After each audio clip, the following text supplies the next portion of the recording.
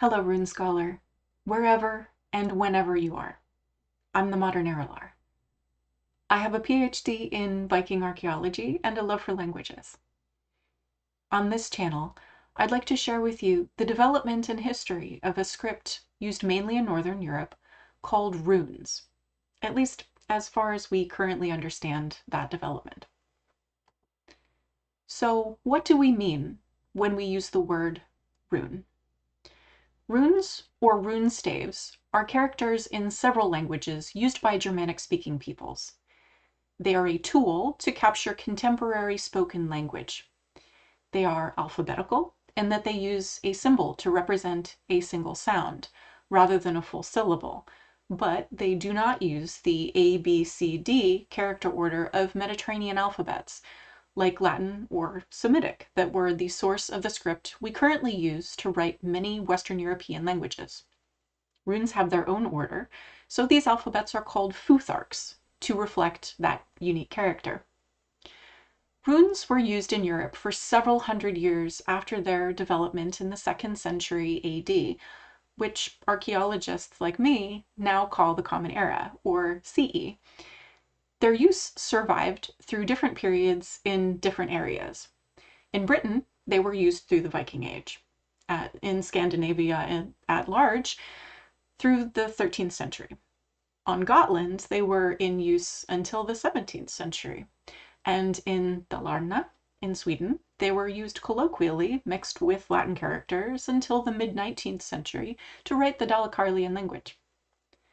The runes that survive were usually carved into wood, stone, bone, or metal, but some manuscripts have been written using runes.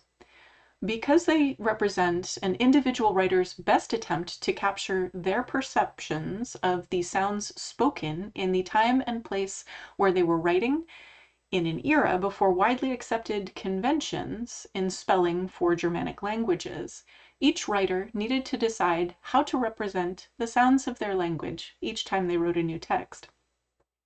Scholars, therefore, do not yet have a consistent methodology that would allow standardized and consistent approach to transcription.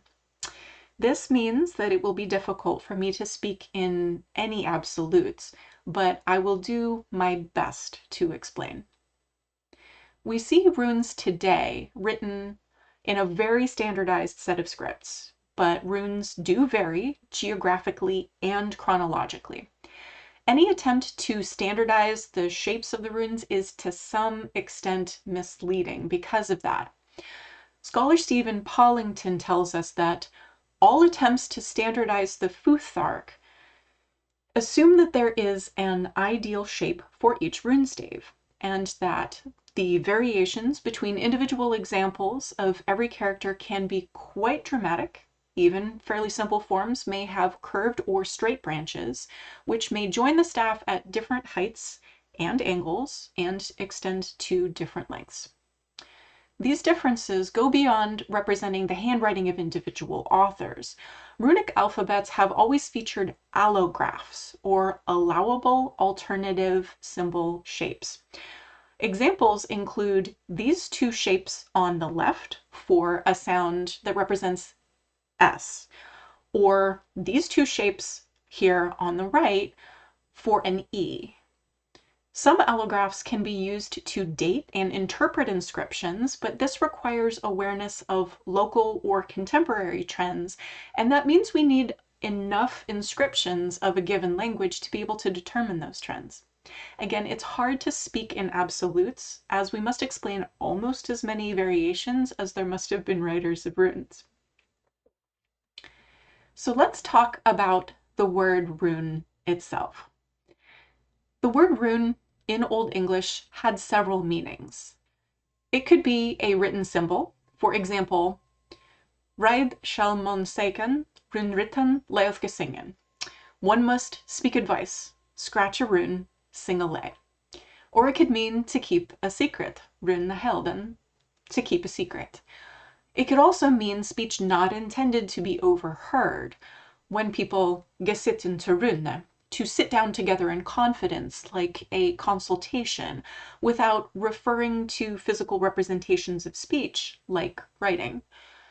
And a treatise in the rear paste down of the St. Gall manuscript 176 also describes an encrypted message sent by tapping as a klopfrune, a knock rune, but the monk Eckhart, who wrote about it, was clearly referring to Latin letters in a Latin character order according to the number of taps, without any reference to the futharks, so the name may refer only to secrecy. Unfortunately, we cannot yet tell whether runes meaning letter of the futhark developed before, concurrently with, or after the meanings indicating mystery or secrecy. So where does the element of secrecy come from?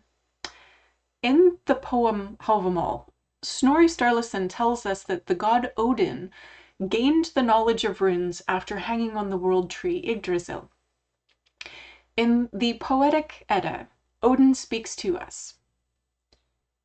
I believe I hung on that windy tree 9 whole days and nights, stabbed with a spear, offered to Odin, myself to mine own self given. High on that tree, of which none hath heard, from what roots it rises to heaven. None refreshed me ever with food or drink. I peered right down in the deep.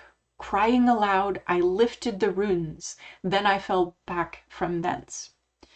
9 mighty songs I learned from the great son of Balethorn, Bestla's sire. I drank a measure of the wondrous mead, with the soul stirrer's drops I was showered. Ere long I bore fruit and thrived full well. I grew and waxed in wisdom. Word following word, I found words. Deed following deed, I wrought deeds. Hidden runes shalt thou seek and interpreted signs, many symbols of might and power. By the great singer painted, by the high powers fashioned, graved by the utterer of gods.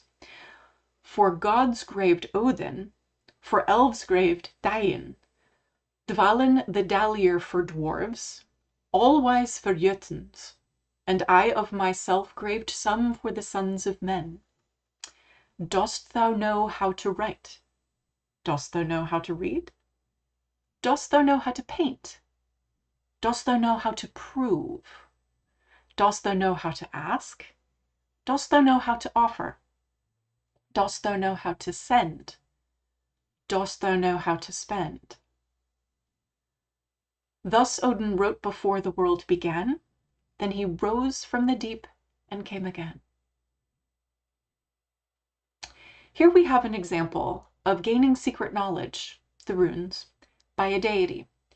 But how did mere mortals come to use the runes?